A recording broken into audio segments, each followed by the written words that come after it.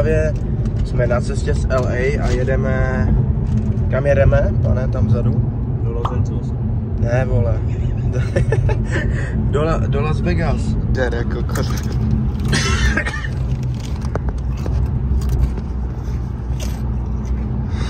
Máme tady informace o naší cestě do Las Vegas. Právě máme za sebou tak, jak dlouho, Marťo?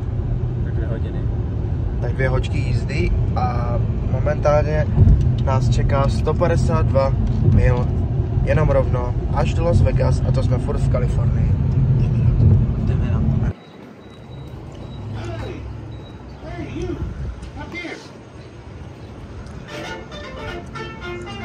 Děkuji. Tady nejsou, jo, jsou. Jinak tady jsme si koupili nějaký suvenýry, jo. Tady máš Las Vegas, LA, drinking, Road 66. No a teď jsme tady na Dambenálu. Asi jo, no, já spávám, co tam pak je v tom stadionu. Takže právě jsme dorazili do Las Vegas. A tady v tomhle hotelu už budeme spát.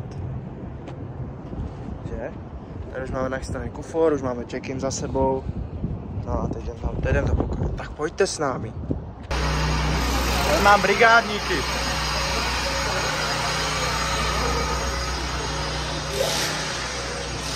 Teď jsme vyjeli do 25. patra, jo. V té pyramidě, jenom tak ukazuje, jak to vypadá venku, jo. No je to vysoko, jako svině. Takže teď si jdeme najít co, Marťo? Pokojíček. Pokojíček. Pokojíček. Pokojíček. Tak já moc nechci. No. Tak jdeme najít pokoj. Kurva, pokojíček.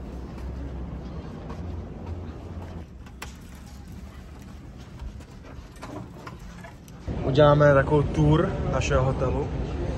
Teďka jsme tady v nejnižším patře a jeden se tady do takového vrchnějšího patra.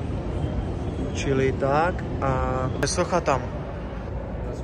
Tam? Ne, tak borec.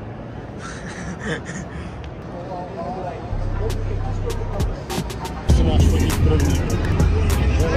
Máčí, kalo.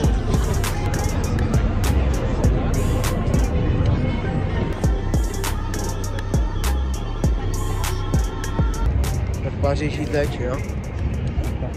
No, tady. Dobrý, no. Budeme pokračovat v jízdě, no. První den jsme to museli vzít jenom takhle, jakože zlehka. Tak se sem podíváme i v noci.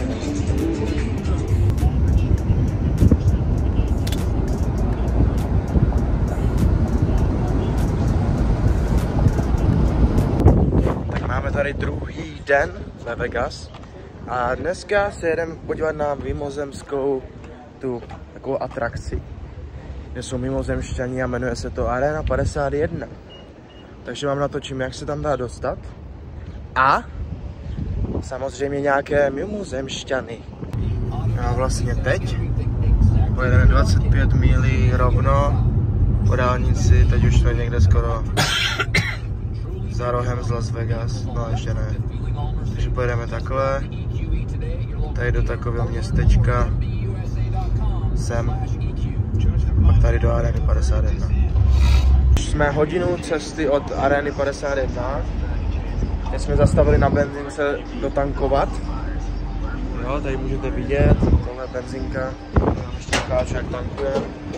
Tak tady si vždycky tankujeme. Ahoj. Ahoj.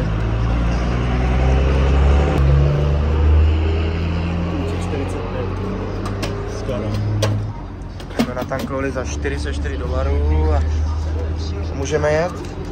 Takže jakmile se blížíš k Aréně 51, tak tady už máš veškerou bagáž. Tady máš třeba ufonka, jo, takového prcka, trička. Tady je další ufon. No a tady je klasická gas station. Takže teďka jsme téměř v Aréně 51, tady je takový obchůdek mimozemšťanama. Budeme se podívat, jak to tam vypadá. A teďka už máme 12 minut a budeme u Areny 51. kde budou ufoní, talíře se vznášet a tak. Tady už je to trošku offroad, jo. Ale jak se říká z BMW, to jde krásně.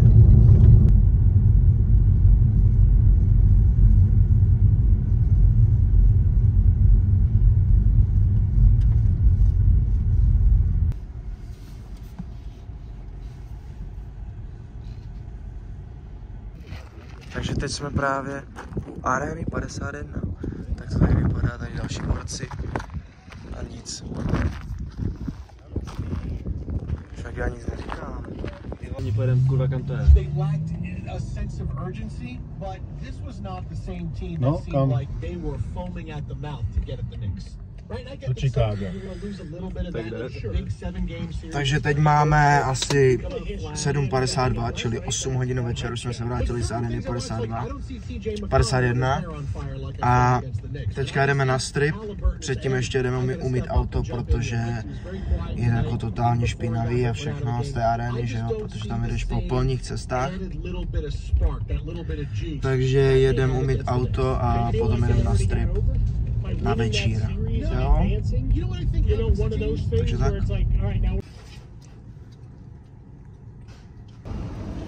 No jo, tak už jsme pod sprchou. Už se to tady na nás valí. Taková průtrž tady v životě nebyla, máme. No tak je umyto.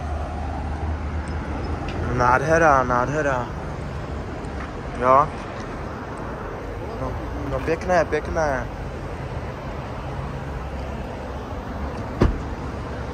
Tak my jedeme na strip.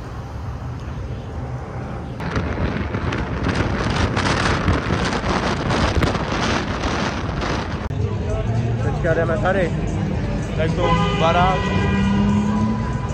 Už myslel, že to bylo na mě, že?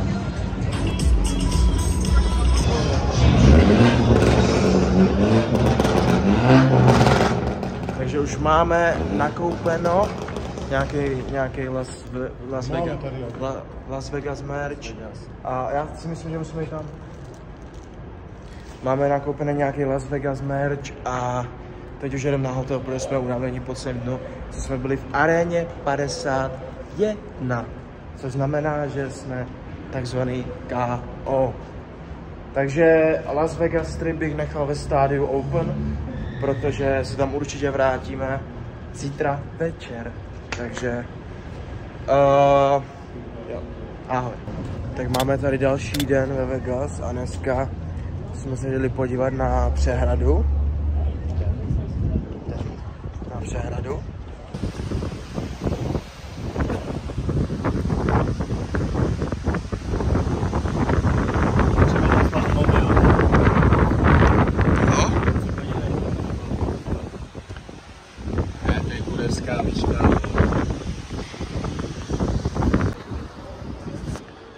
Tady je vlastně ta první přehrádka a tam vlastně už je ta přehrada. Takže tak.